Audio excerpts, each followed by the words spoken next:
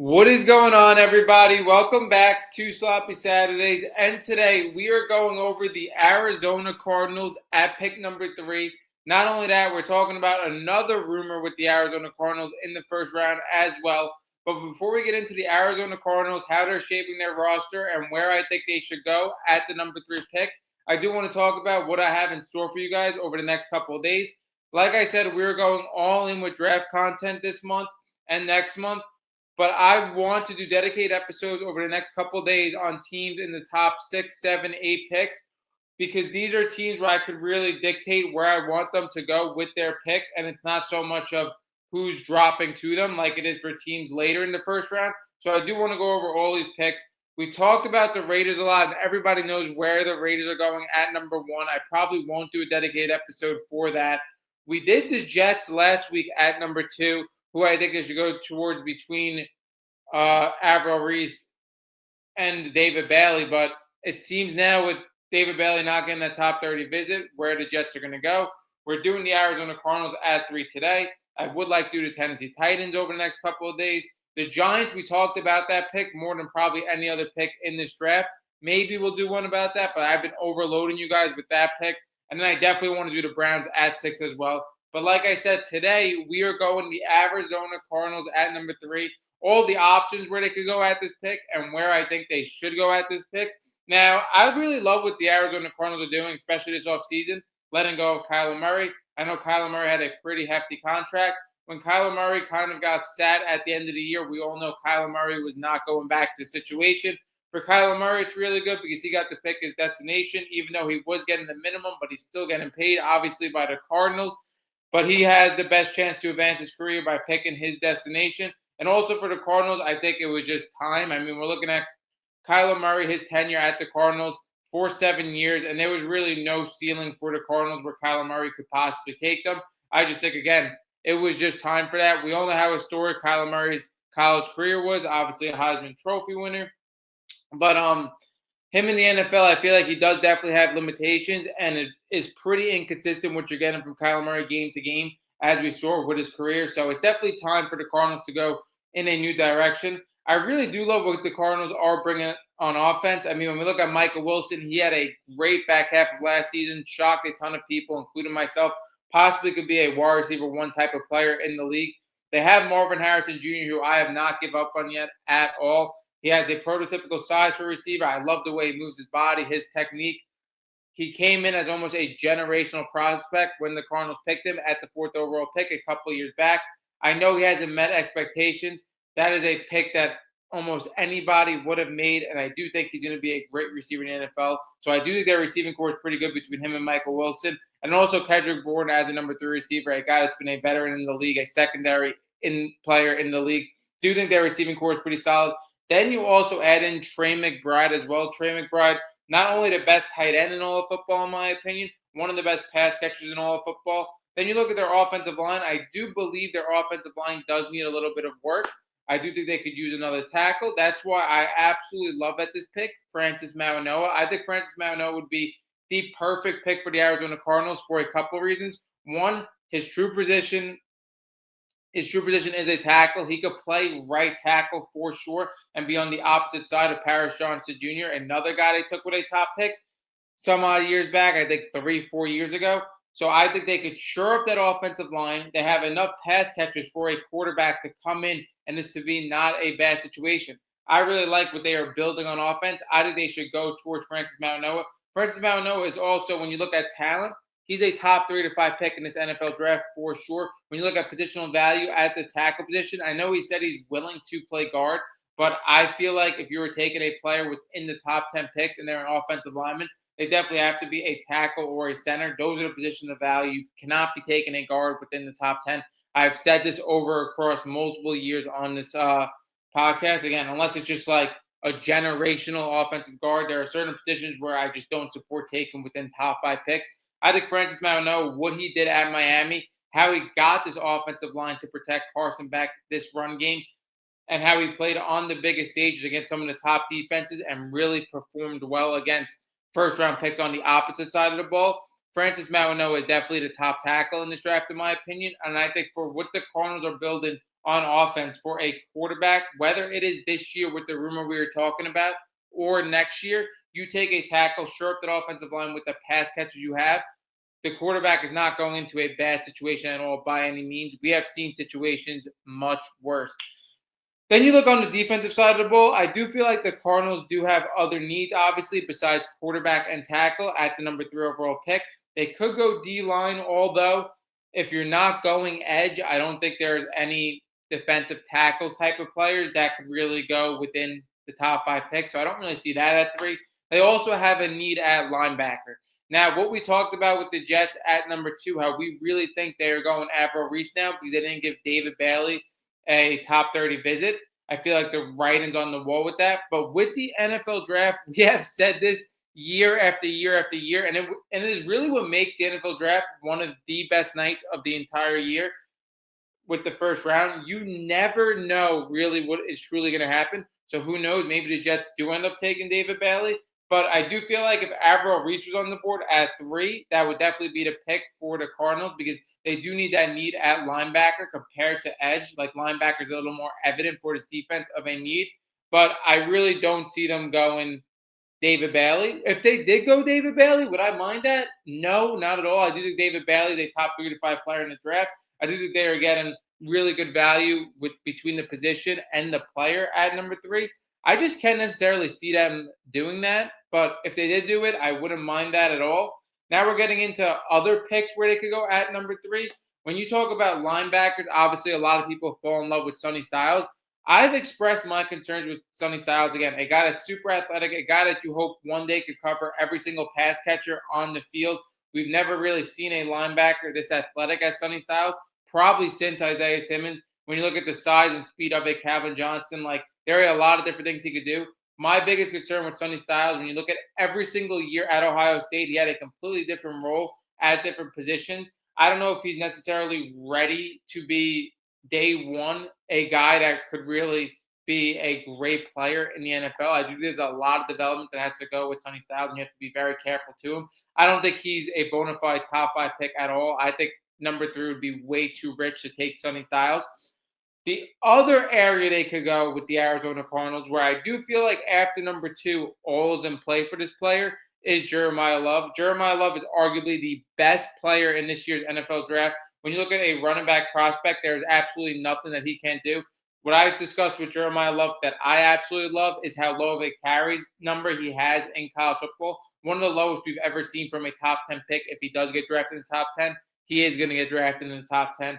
I think that's awesome because, again, we look at carries like Miles for a running back, and we know the running back's lifespan is fairly short compared to any other position. He's coming in arguably more fresh than any other player, and that's just because of what they had in Notre Dame behind him as well. And then when you look at Jeremiah Love, he absolutely has no weakness. Jeremiah Love is a great pass catcher, in my opinion. Not only a great pass catcher, a guy that you could line up at receiver positions. I think he does enough in pass protection to block for the quarterback. And then also at the same time, he has the ability to run in between the tackles, but with blazing speed that you also have to watch for him on the outside. There are 0 weaknesses in Jeremiah Love's game, and I do believe everything is on play for him after the number 2 overall pick. Do I think the Cardinals should go Jeremiah Love? No. Why I think the Arizona Cardinals shouldn't go for Jeremiah Love? It's not really their position of need necessarily in their top 4 or 5 positions of need. Don't get me wrong, their running back room is not spectacular at all, but between James Conner, Tyler Algier, Trey Benson, I do believe they could get work out of those 3 running backs to make shift for a season at least. The real reason why I don't want them to go Jeremiah Love is because I feel like if you're taking Jeremiah Love, there is no doubt he has the expectation that he's going to be great right away. That's just the nature of the running back position in general. They translate to the league fairly quickly, and their front-end years are better than any other player's front-end years. Like, you're getting the most out of a running back in their first 3 years. Jeremiah Love should go to a team that is either on the brink of taking a jump to be a playoff team or a team where they have their young quarterback in place where he could accelerate the development because of what he's going to bring to this offense as a threat. I don't feel like that's necessarily Arizona Cardinals. I don't think the Arizona Cardinals are going to make a jump to a playoff team this year. And then also the rumor we were talking about that we're going to get into, them possibly taking Ty Simpson.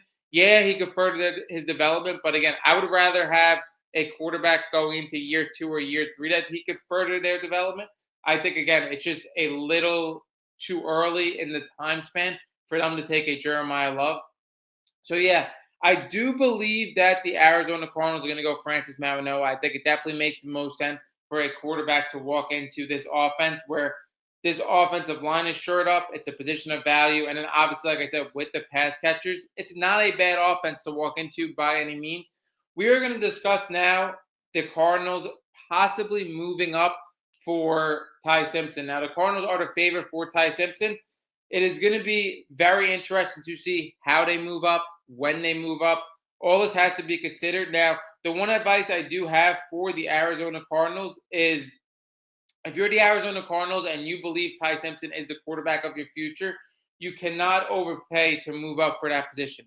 You cannot overpay for an elite quarterback. If you think that's what Ty Simpson is going to be one day, I would not sit there and wait to try to get, the most value for what you're trading for. Like giving up the least value for that pick, I should say. I would not sit there and wait because who knows, somebody may swoop in and take him right in front of you.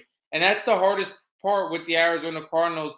And sorry, I'm just trying to look up something for you guys, but that is the hardest point with the Arizona Cardinals and the picks they have. They have pick number 34.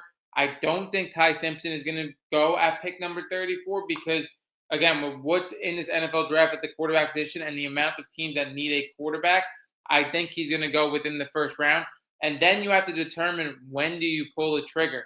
For me, I do think it has to be, if you really, really like Ty Simpson, it has to be within the first 16 picks you try to trade up. If not, you are taking a very big risk that the teams after that are going to take him. Like the Jets are going to be in play definitely at pick 16.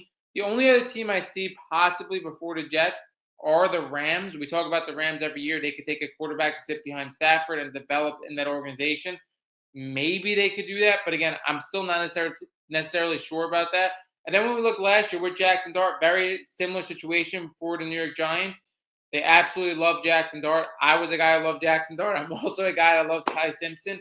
But they waited the perfect amount of time. It ended up being pick 25 that I believe that they traded up for Jackson Dart. You guys are going to have to fact check me on that.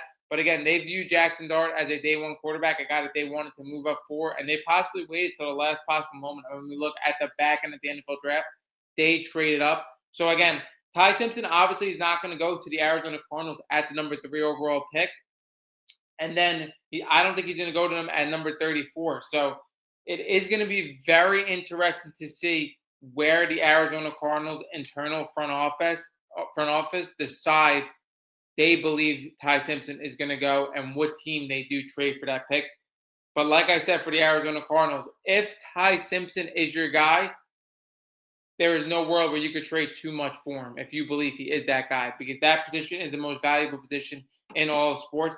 Then, like I said, the situation Ty Simpson is going to walk into, I believe if Ty Simpson does go to the Arizona Cardinals, the situation he's walking into is a pretty solid situation. Like I said, they have 2 receivers between Michael Wilson's back half of last year and everything we think Marvin Harrison Jr.'s ceiling can be. I do believe those are 2 really good pass catchers. And then you also add Trey McBride, who's the best tight end in all of football and an elite pass catcher in the NFL. Then you also add who they could take at tackle to shore up this offensive line. The Cardinals are not a bad situation for Ty Simpson. He also has the ability with the quarterbacks that they do have, veteran quarterbacks, to at least sit a little bit and learn. I like that situation for Ty Simpson a lot. Now, where else could Ty Simpson go? Obviously, like I said, the New York Jets need a quarterback. Then you also have the Steelers, the Rams, teams where he could sit for a full year in redshirt as well.